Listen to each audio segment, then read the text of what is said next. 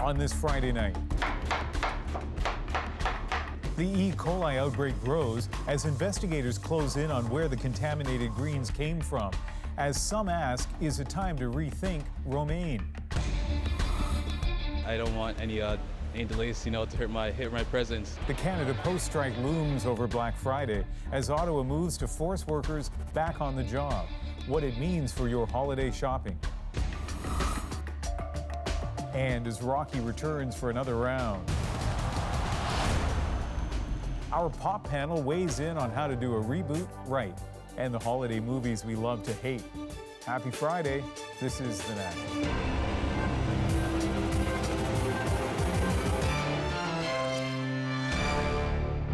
Food safety officials are getting closer to the source of that E. coli outbreak that's led to romaine lettuce being pulled from store shelves and sent people to hospital in Canada and the United States.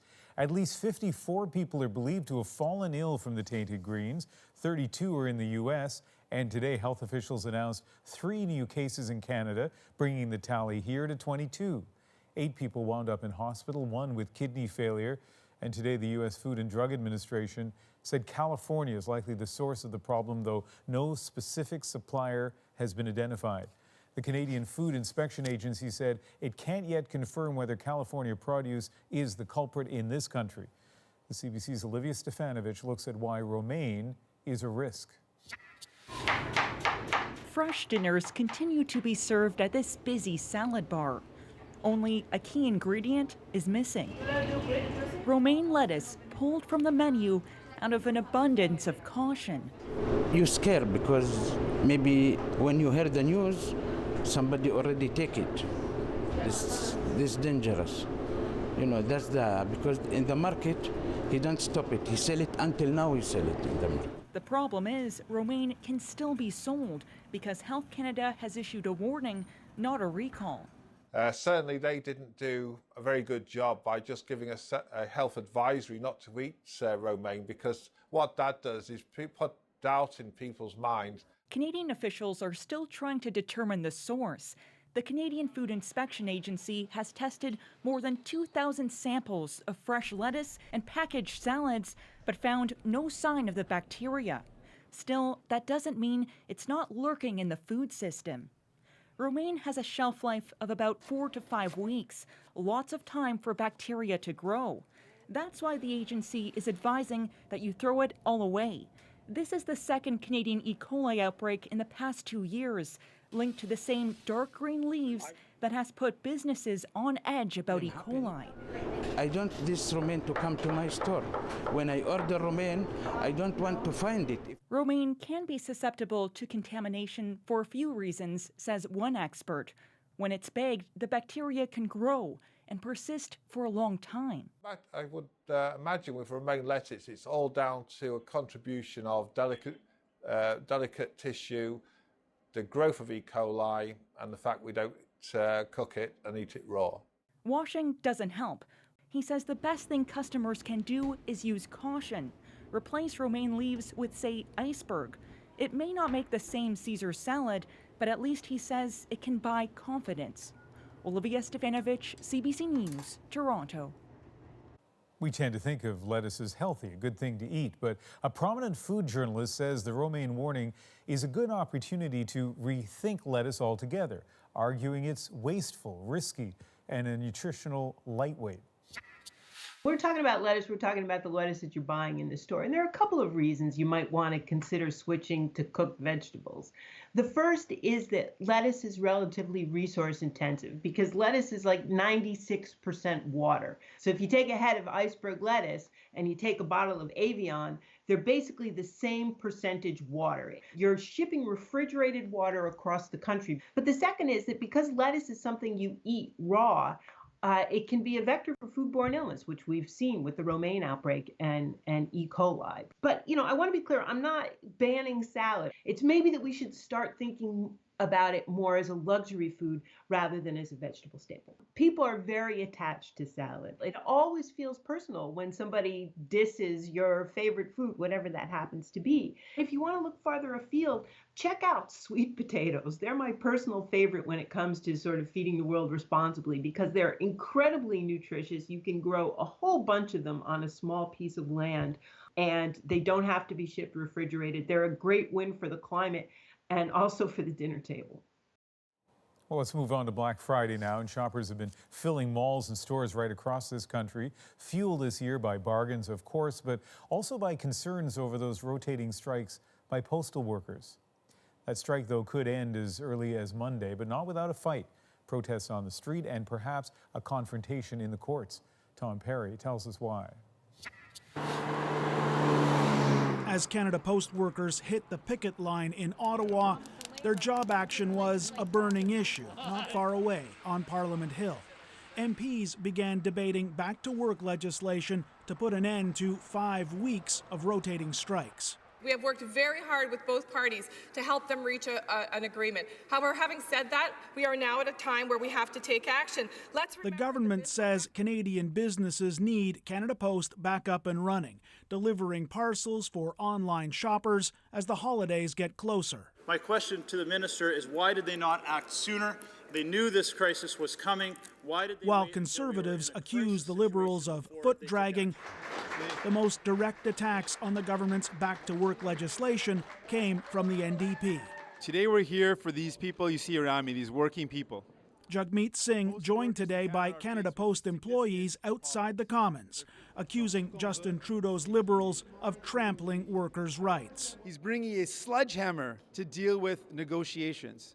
By doing so, he's undermined negotiations. I don't understand what part of Canadians have the right to free and fair collective bargaining this Prime Minister doesn't understand. The union representing Canada Post workers was also back on the offensive, protesting at Liberal MPs' offices across the country, while its leadership made a last-minute plea to the government to rethink its legislation. You don't have to violate workers' rights. You don't have to rip up the right to collective bargaining. The government has options. From Labour as well, a warning of possible legal action. Should the government pass the law, we will be back in the courts and we'll get a ruling from the courts whether this government has violated the most fundamental tenet of our Constitution, the right of workers to, of course, to have the right to strike in this country. The government insists it's still hoping for a negotiated settlement to the Canada Post dispute, but it's fast-tracking its legislation and hopes to get it through the House of Commons tonight. The Senate is prepared to sit through the weekend, with royal assent coming soon after that. If it all goes according to the government's plan, the rotating strikes at Canada Post could end within a matter of days. Tom Perry, CBC News, Ottawa. As Tom mentioned, the strike is worrying some consumers ahead of the busy holiday season. Many were out hunting for Black Friday deals today.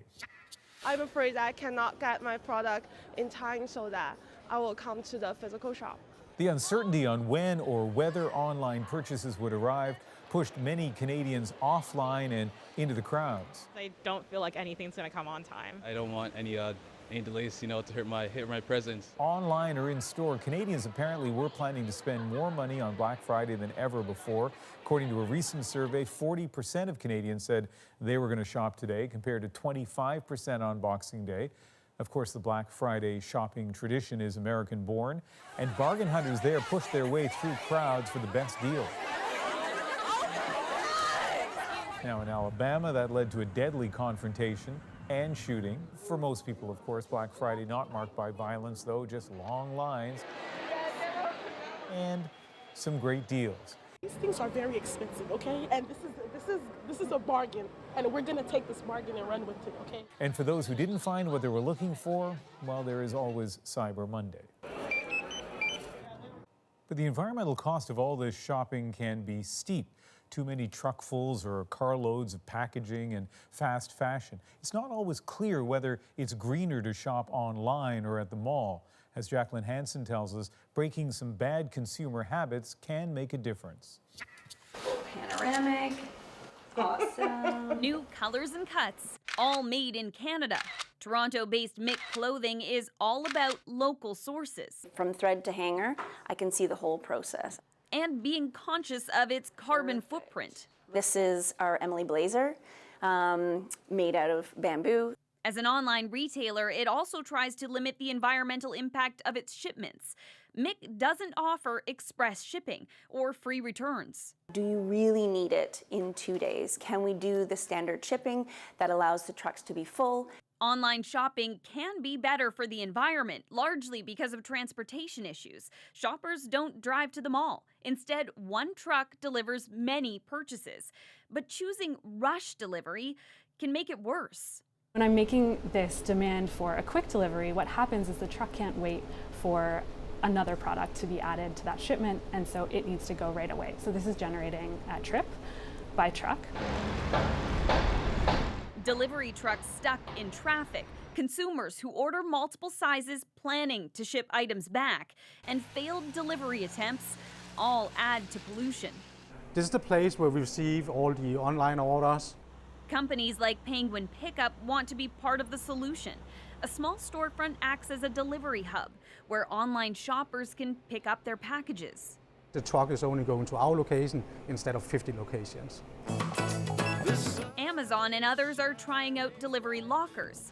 UPS is piloting cargo bikes. And retailers themselves could help change the way we buy. Online retailers could offer a price incentive for behaving in a different way. So maybe if you can wait to have that t-shirt for another few days, you can get a couple of dollars back. Mick believes its shipping policies may turn some customers off. We would rather have fewer customers doing the right thing than more customers doing the wrong thing. It's a trade-off some companies like Mick are willing to make.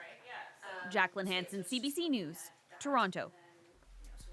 Some other stories we're following tonight on The National. We are getting more details about the resignation of a Liberal MP. The Prime Minister's office confirming Raj Grewal is getting help for a gambling problem. Yesterday, he announced he was stepping down immediately due to personal and medical reasons. When asked, the Prime Minister's office said they weren't aware of any local police investigation into Grewal, but earlier this year, the RCMP did make inquiries into a complaint to the Ethics Commissioner. Such a dangerous thing to have in your system, knowing how the other two were, or how badly they'd been affected by it, I was petrified. For the first time, we're hearing from the police officer poisoned by Novichok. That is the deadly nerve agent that landed former Russian spy Sergei Skripal and his daughter in hospital for months. Detective Sergeant Nick Bailey was the first officer to enter their house back in March and got contaminated through his forensic suit. The UK government blames Russia for the attack. 2 people have been charged. They are reportedly Russian intelligence. And today, police released new video of 2 other men that they are also looking for. And there was a surprising Friday afternoon announcement from Queen's Park. The Ontario government is backing away from some of its cuts to Francophone services amid uproar from the Franco-Ontarian community. Premier Doug Ford announcing that he's reinstating the French Language Services Commissioner.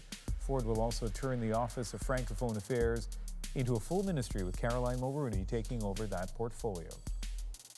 And Catherine Cullen joins us from our Parliamentary Bureau with the late developing details. Let's start, Catherine, with the significance of this.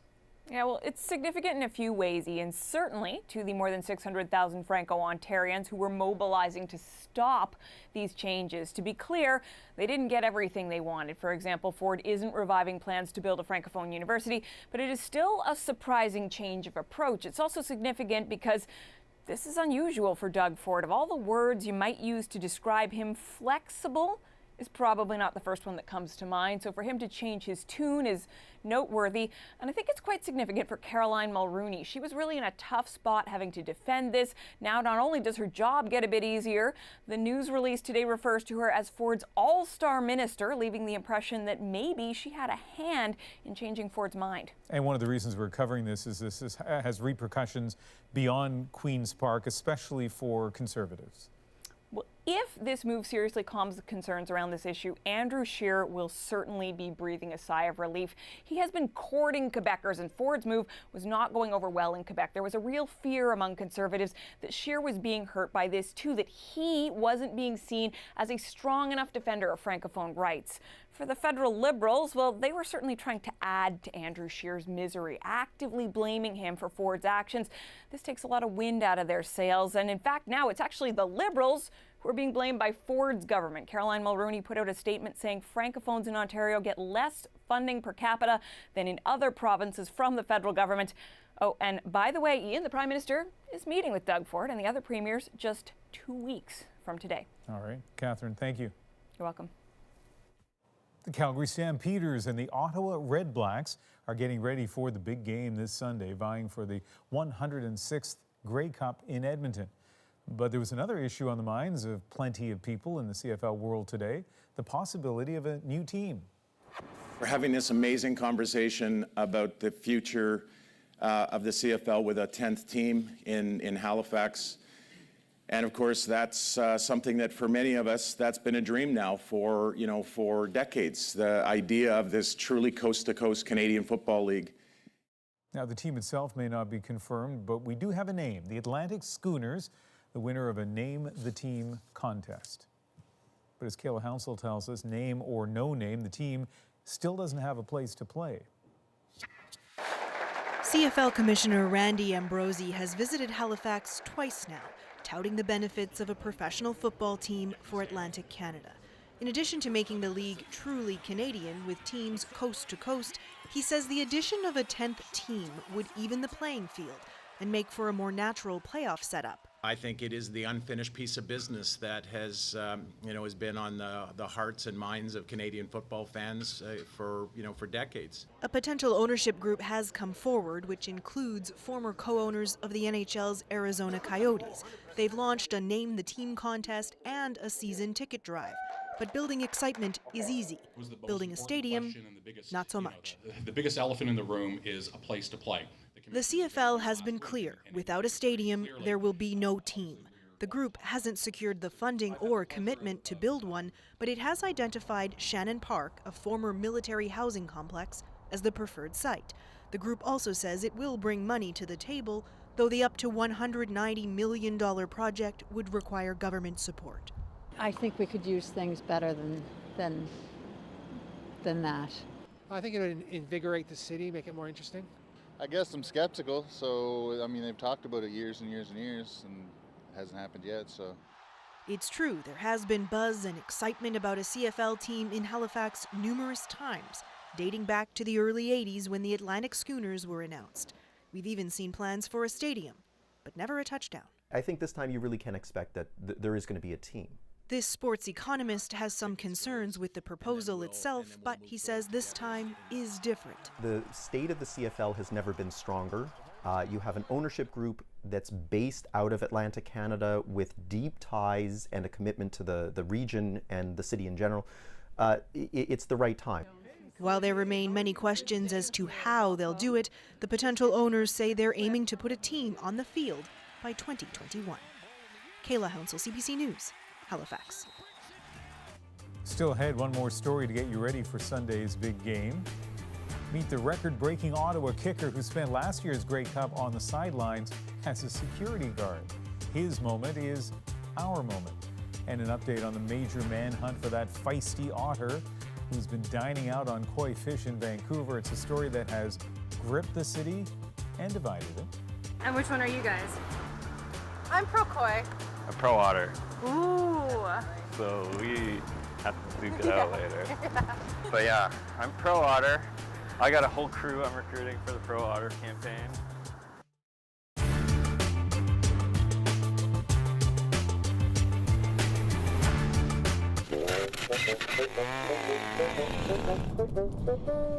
Here, fishy, fishy, fishy, fishy. You can ice fish the cold way, or you can ice fish in comfort. Come on inside, I'll show you what I mean. Ice fishing has come a long way. The old days of sitting on a frozen lake, freezing your butt off, looking at a hole in the ice are long gone. So what you got here is a basic single burner sunflower heater. There's lots of makes and models of these. You can get double burners, triple burners, but they retail for around 40 to 60 bucks to start, and they throw a lot of heat. They're very comfortable, and with one of these beautiful insulated shelters, you can keep this thing on low and fish it in t-shirt all day long. This device here is taking the guesswork out of ice fishing. No more staring at a hole wondering if there's fish around. What you got here is called an ice fishing flasher. To see how it works, this here is the underside of the ice, and over here is the bottom. We're sitting about 12.5 feet. The other light is my lure. So any fish that shows up on that screen shows up as another light and even bigger, and you can actually work the lure and try to make them bite. There we go. Got him. And that's the way you ice fish on Lake Winnipeg. So what we're fishing here is called a pop-up shelter. This is one of the new modern innovations in ice fishing over the last 10 years. This is a really advanced model. It's an insulated 4-man lodge. This particular shelter I think would run you around $400 or $500, but you can get entry-level 2-mans for a few $100 and spend as much as $800 to $1,000 on a shelter. The great thing about modern ice fishing is the advancements have come a long way, but the cost has stayed down. They have all different makes, models, lengths, actions, but this is a really what would be considered a high-end rod, and it only costs about 40 bucks in the store. So don't be discouraged about the old misconceptions in ice fishing. You can ice fish in warmth, comfort, and style, and it's not expensive to get into.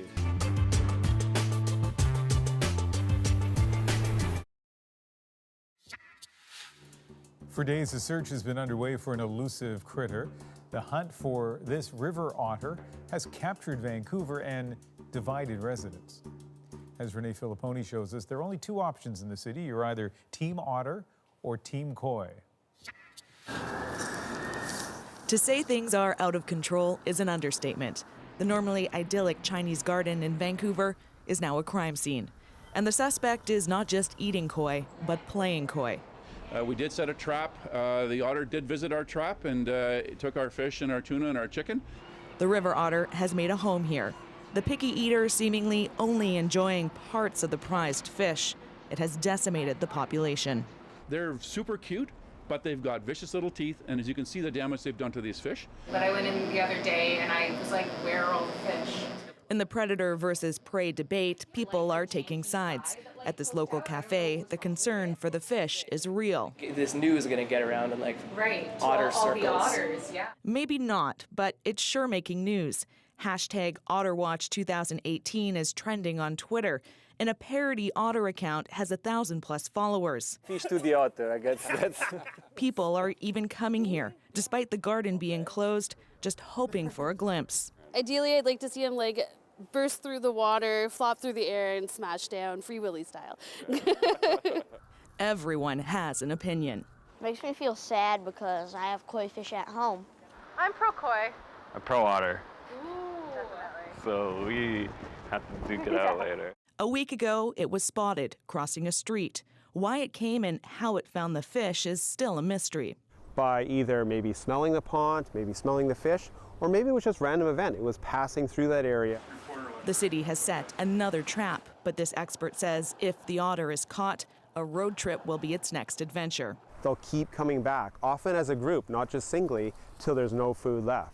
And they don't want it back, because already it's running up a huge dinner bill. Koi aren't cheap.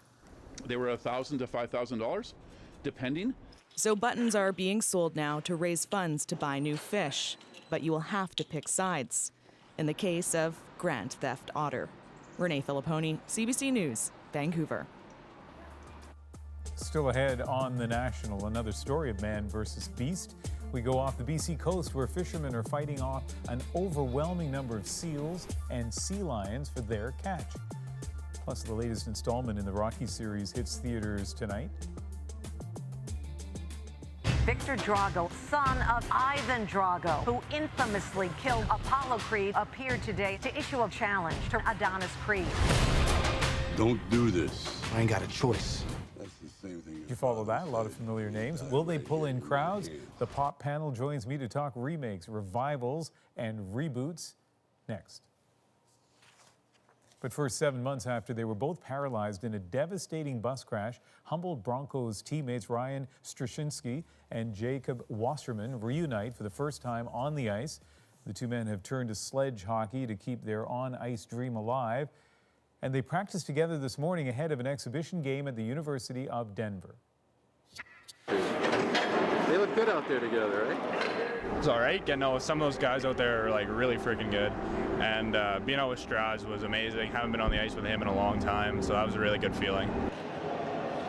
I think it was pretty cool. I got to see how each other do on the ice, and you know, it was fun. It's the first time they've been on the ice since April 5th, so those two have been non-stop smiling since we got on the plane yesterday, so it's been fantastic. He's found a way to, again, make the best out of a bad situation, and he's trying to enjoy life as an 18-year-old kid, and you know, hanging out with his buddies and getting back on the ice. And even as a dad, it's inspirational to me to watch what not just Jacob, but you know, all these guys are doing with moving on with their lives after what has happened to them. So it's a grind, but I mean, it's worth it. Getting results and it's paying off. Like I'm excited to see where I can take it. See if I can. Obviously, goal is to try and walk again, but that's, I mean, it is way down the road if at all possible. So it's doing my best.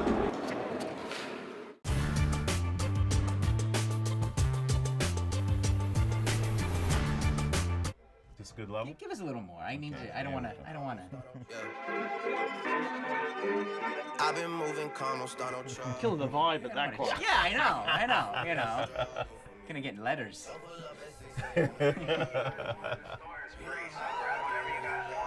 So I'm not the expert, but to me this is like Drake 2018, right? Yes, correct. What's happening here is singing, talking, rapping. You can't really pinpoint what's going on here. Yeah. And what's interesting is that the rules of rap has changed dramatically.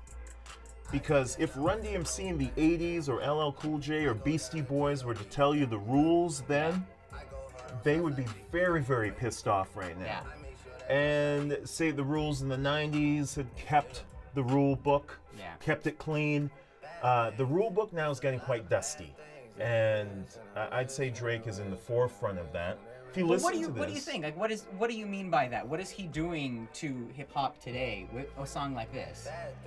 So if you, back in the day, if you wrote down the lyrics to a hip hop song, you're turning pages on pages on pages. If you write lyrics to this song down, you love me, I said only partly. My mom, I'm sorry. You know, it's over. Yeah. That's about it. Yeah. It's very sparse, but I think it's also adding to what our brains need right now, which is a positive thing. We don't want dense right now. Yeah. If we want dense, we'll go read a novel or something quietly somewhere. But because music is so this much is consumable. This is digestible. It's digestible. It's basically the BPMs, the beat per minutes, are slowed down. Yeah. He's basically repeating himself. Now I'll tell you this. This is very difficult to do, to make it sound so simple. The simplest things that are catchy are very difficult to make. So you're not, as a rapper, you don't scoff at this?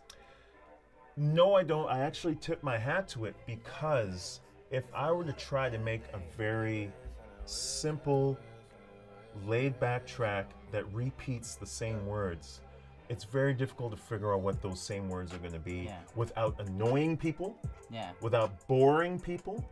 It's got to be catchy. So, I mean, if he's going to say, it's even difficult to just, he's saying that they're wishing on me, but to say they're wishing, a wish, and a wish, and a wish, and a wish. Laid back. If you sit back and go, okay, that they're wishing on me, how am I going to say that? They wish, and a wish, and a wish, and a wish, and a wishing on me. Not everybody comes up with that stuff. Yeah. Do you want more from him? No, I want him to do exactly what he's doing, and that's what we want from him. The second he tries to make the bad album after he's already made a bunch of thrillers, it's all gonna go downhill. Interesting. And that's what I also appreciate about him and his team. He's not trying to make, he's not trying to beat his thrillers. Yeah. He's just sitting right under that and saying, hey. She say, do you love me? I only love my bed and my mom, I'm sorry. He's not, why is it so infectious? Yeah.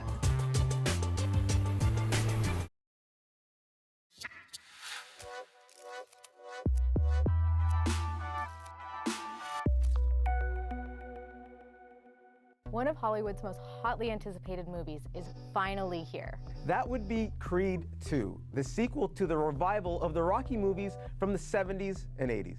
I have a confession to make. I've never seen any of the Rocky movies. Reboots and remakes are such a huge part of pop culture. I'm Stephen Marsh, random Toronto writer. I'm Ashani Nath, senior editor at Flair.com. I'm Donovan Bennett, host and writer for Sportsnet. It's as if mainstream Hollywood has stopped thinking of new ideas. It's like resuscitating and remaking old films and old shows is all they want to do. And usually, they suck. But Creed appears to be in a class of its own, breaking box office records and earning critical acclaim. There are good ways and bad ways to do a reboot, but I think what Creed shows is actually that the way to do it is to go as far from the original as possible, because that way you're almost thinking for yourself. Well, welcome to the Pop Panel. It's nice to be back in Toronto for the first time in a month and talk to the three of you. And let's begin with Creed 2. You are the only member of this panel who's seen it. You had an early viewing, and you got to interview the star, Michael B. Jordan. I did, yeah. I liked it. I thought it was good. That's what I wrote in my review. It made me feel, I guess, bad about myself, because he in the movie has muscles that I didn't know exist. Which is why I'm wearing a vest to kind of cover up why my core doesn't look like his. It's all CGI, man. Yeah, well, I hope so. But I think it did a good job of acknowledging and flicking to the past and the iconic characters that we feel nostalgic about, but also framing it in a modern day context. The star is a leading man of this age, and he's macho, but he's empathetical.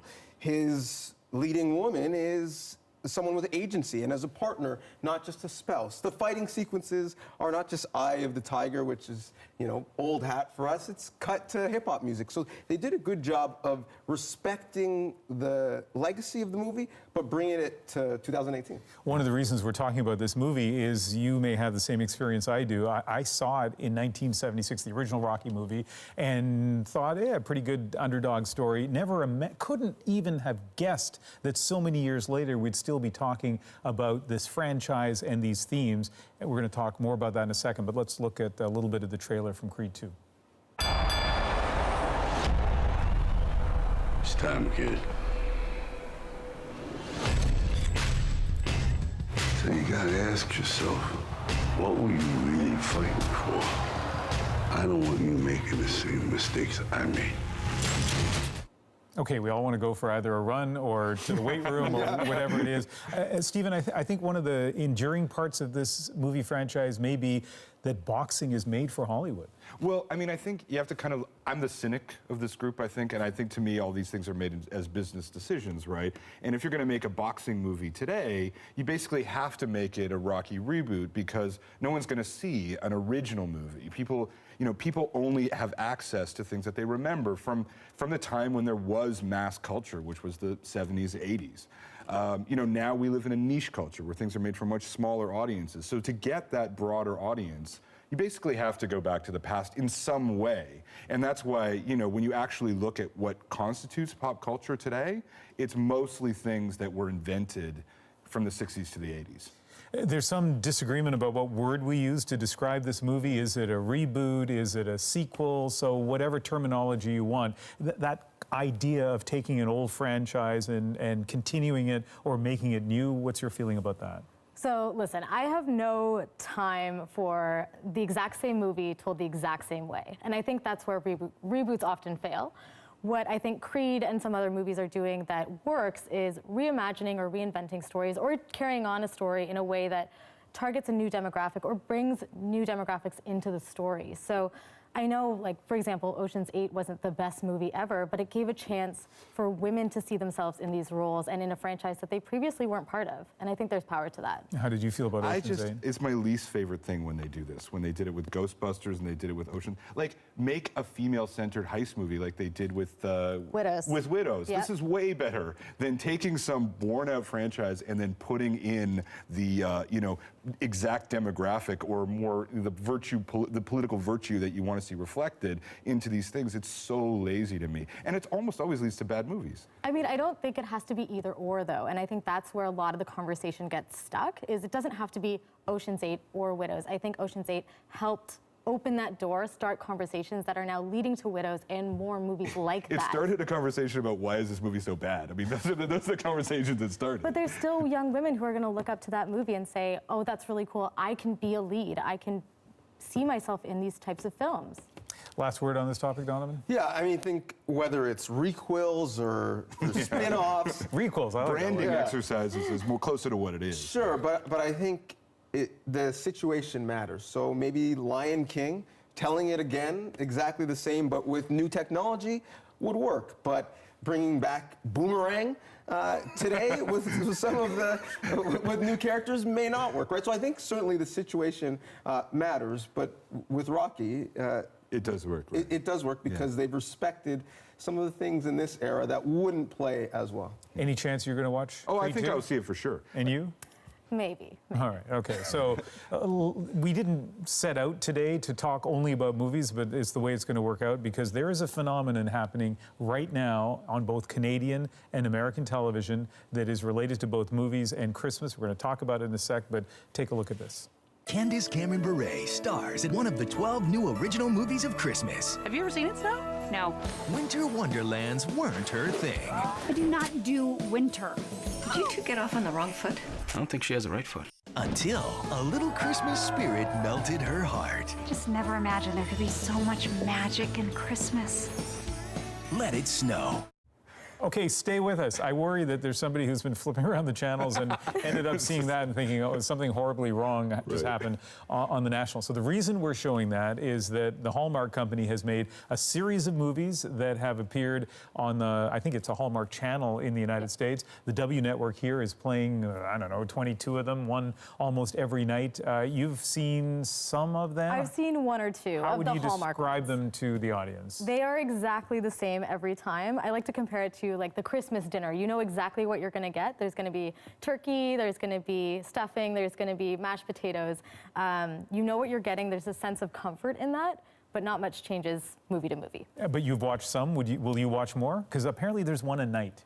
So, you know what I do? I find that this year, more than previous years, I am taking comfort in those very predictable narratives. I think there was a study done in the US where it showed that people take comfort in knowing exactly what's going to happen. That's why we watch reruns. So, for example, that's why Friends is on all the time, Seinfeld. And I think that same idea can be applied here.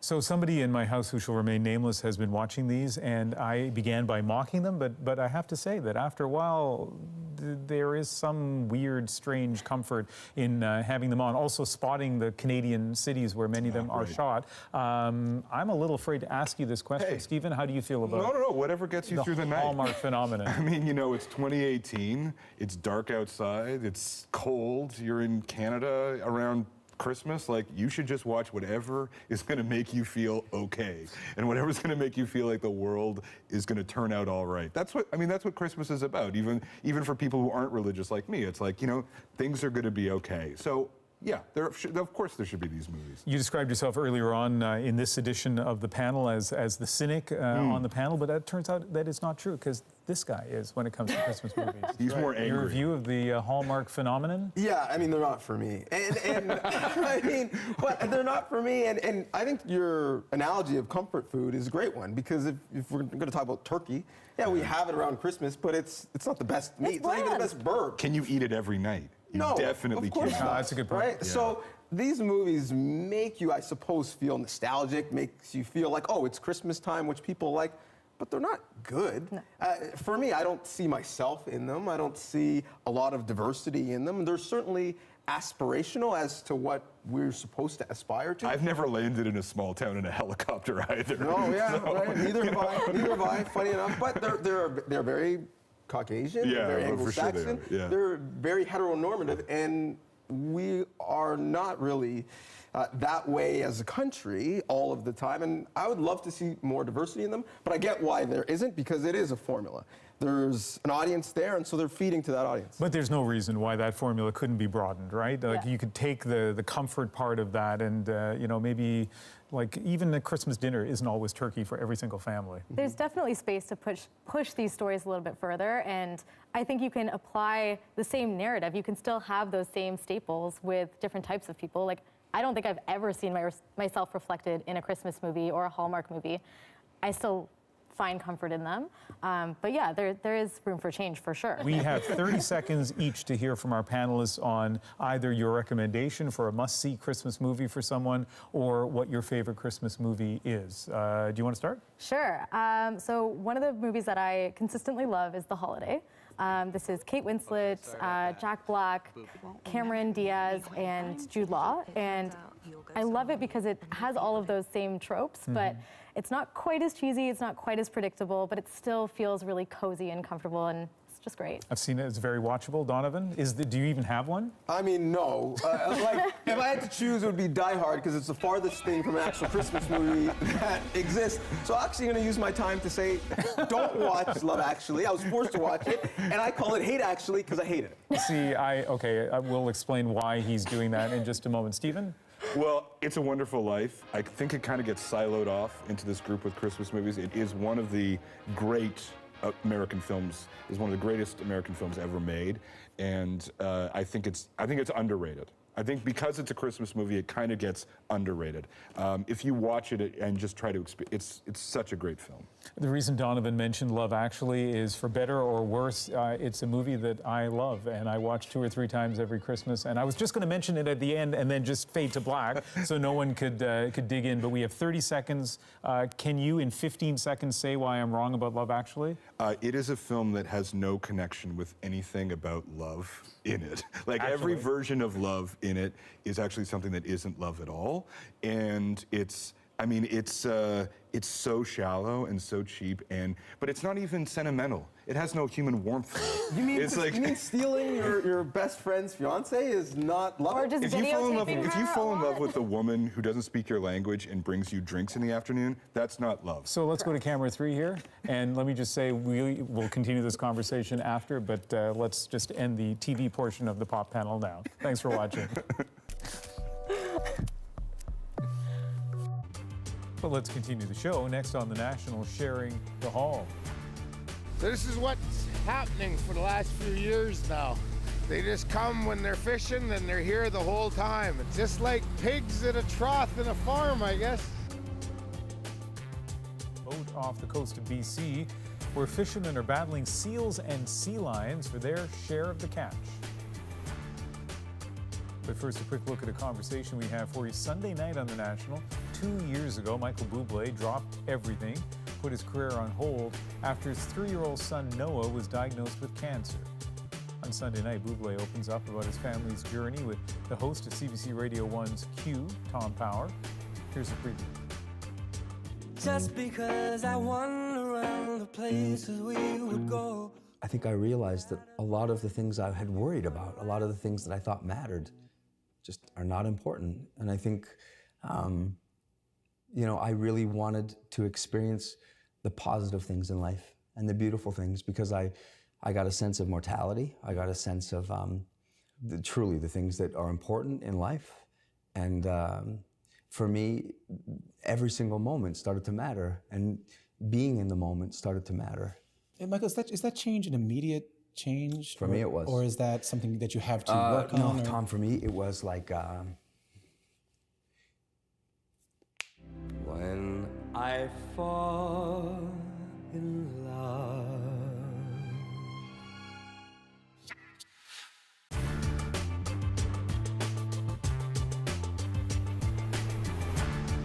We're going out for dinner undercover. Recording Heading into some of your favorite chains to see what servers will dish out about where your money's really going. Right. Who's right? Workers' right. Our story begins with the rage over minimum wage.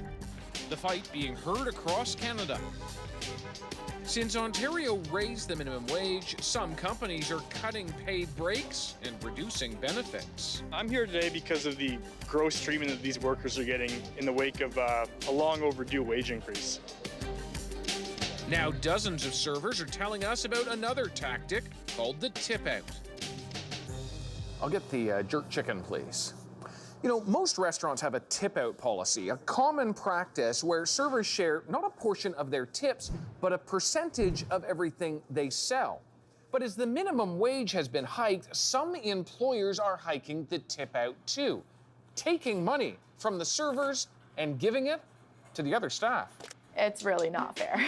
Grace Ford works at a family dining chain in Alberta. Walk me through this. You make minimum wage. Yes, I do.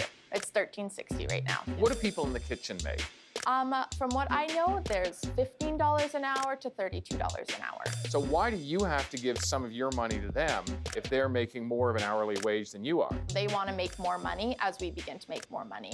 But since, times are hard and my boss cannot afford to pay them more money, he's going to take more money out of my total sales in food for the day instead of giving them a higher wage. That sounds to me like you're subsidizing your employer. Yeah, it does feel like it.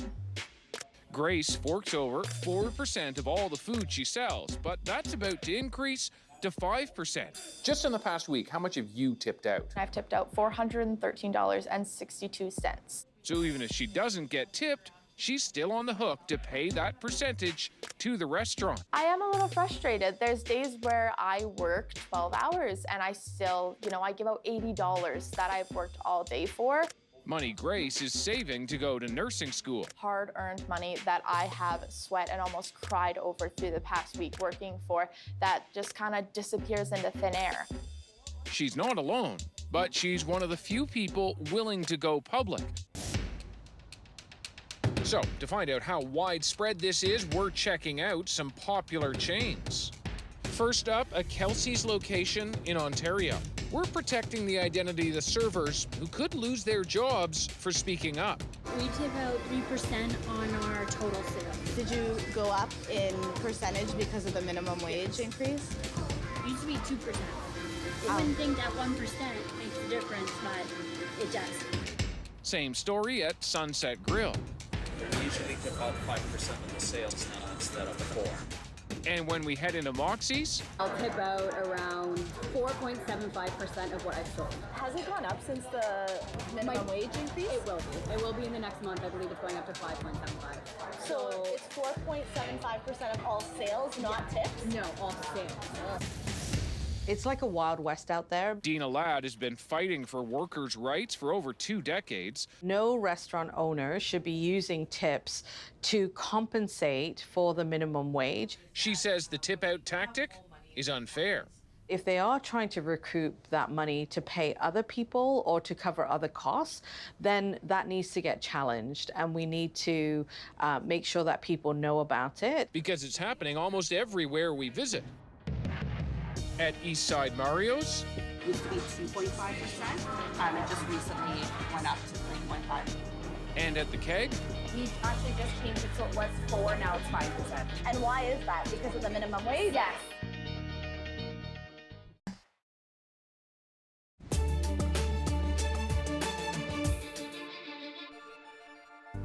It sounds like that there was an attack in an apartment, and it led to some good neighbors hearing what was going on, calling 911. We're following developments in a shocking assault in Toronto tonight that's left a teenage girl and a mother with serious injuries. It happened inside this building in Scarborough. A 17-year-old girl was found with stab wounds to her upper body. She is in life-threatening condition. The mother, believed to be in her 30s, also in hospital with a head injury. Police are now looking for a man seen running from the building. An update now to a CBC investigation we brought you last night of secret recordings from staff of a foster care agency in Manitoba. They reveal the agency had dragged its heels when sexual abuse allegations arose in one of its homes. The government was criticized over that in the legislature today, and the Premier was asked if he'll order an investigation into how the allegations were handled. We'll have to be open to the possibility, but I think in the meantime we have to respect the agency's roles and responsibilities. There is a review underway, but it's being done by Métis Child and Family Services, which oversees the agency involved, and it is under no obligation to share its findings with the public. Ottawa Senators owner Eugene Melnyk is suing his business partners for a whopping $700 million. It's over a major redevelopment project in Ottawa that planned to include a new arena for the hockey team. The lawsuit claims Melnyk's partners went behind his back and started developing another property that would be in direct competition. That project would be Ottawa's tallest high-rise. The partners are denying those claims. Well, seals and sea lions might look cute, but there's a fierce debate over them on the West Coast. Their populations have exploded since hunting was banned in the 70s, while at the same time, salmon stocks have plummeted. Scientists are divided over whether seals and sea lions are to blame for that, and whether hunting them will help the fishery recover. Our Greg Rasmussen went out to the Salish Sea to find out. The fog is thick as the 24-meter-long Western Investor heads out to sea. The crew prepares for the difficult, sometimes dangerous work of the herring fishery and the promise of a battle ahead. You can hear all the sea lions. They've been following us for the past hour. The sea lions have learned there's an easy meal to be had when they see the boat. They're paying out the net, basically, and they're circling around the school of herring that's underneath us. Tom Seawood is a longtime commercial fisherman and part of the Kwakwaka'wakw First Nation. So the way this network is, they put it out in a wall and then they close the bottom, right? Close the bottom, purse up the rings, shut the bottom down. Right now the net's like that. Soon the battle between human and sea lion begins. This is what's happening for the last few years now. They just come when they're fishing and they're here the whole time. It's just like pigs at a trough in a farm, I guess. They're habituated themselves to see humans and fishing equates easy access to food, which is, it's not right. It's the animal kingdom's not supposed to be like that. The seals and sea lions aren't just a nuisance. This type of feeding frenzy is also hitting salmon stocks. Salmon are the main food source for BC's southern resident killer whales. Without them, the whales starve. Some scientists say drastically culling the seal and sea lion populations would help. The thing that will really benefit the southern resident killer whales is to see improved survival of small Chinook salmon, and I think the only way we can achieve that is by reducing seal numbers. What scientists should do when we see a situation like this is we should advocate an experiment to see who's right. Although a commercial harvest of seals and sea lions is illegal, Seawood was able to hunt under laws allowing First Nations to harvest for ceremonial and food purposes. He hopes to expand it. But not all scientists agree it would help. They argue taking out predators doesn't necessarily save the prey. It's just getting worse every year. Tom Seawood admits a renewed commercial hunt would be bloody, and he expects fierce confrontations with animal rights groups. But it's a fight he believes in. We have to wake up. All the indicators are there. These animals aren't afraid of humans. It's time for us to get the balance back. For now, sea lions and the fishing crew continue to share the haul. The animals unaware they may soon be in the hunters' crosshairs. Greg Rasmussen, CBC News, aboard the Western Investor in the Salish Sea. Next on The National, from the sidelines to the big game. I still have to pinch myself to think that, this is kind of really happening. Meet the security guard turned record-breaking kicker who's playing for the Grey Cup this weekend in our moment. Stay with us.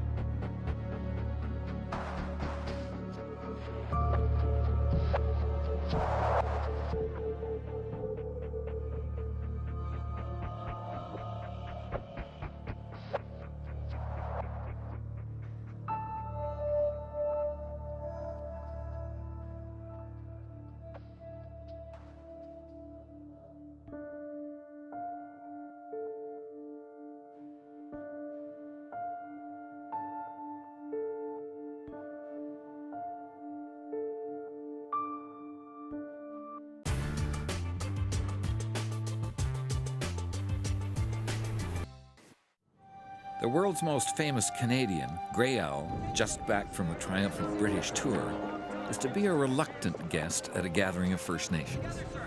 Archie, you may not realize this, but right now you are the most famous Red Indian in the world.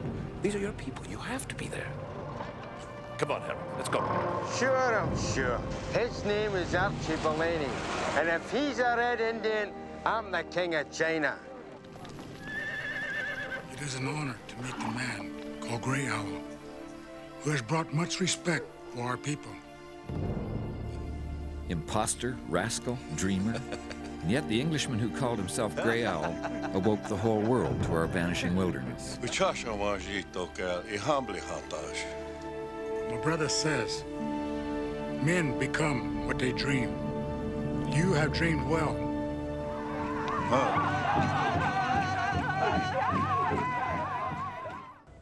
I'm so sorry.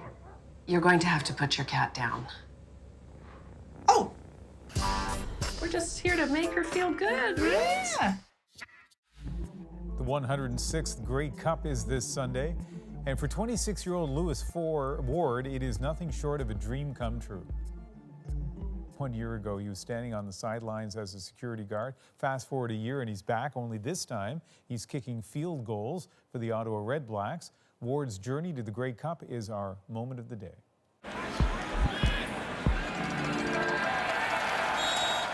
I still have to pinch myself to think that, this is kind of really happening. Lewis played football at the University of Ottawa, but picked up a security gig at the Grey Cup to make a little extra cash. I was on the field, so I was actually very close to the action. Then from the sidelines to the CFL field. At the end of last season, the Red Blacks came knocking. I had that confidence that I was going to be successful. I consider myself a cool, calm, and collective kind of guy. I try not to let things faze me, but it really comes from your preparation. His rookie season, nothing short of sensational. Kick is up, and this is good! He's been smashing records. That field goal, his 45th in a row, breaking the record for pro football.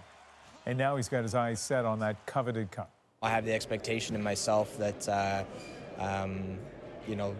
that I should make every kick. I feel the coaches put me in a position that,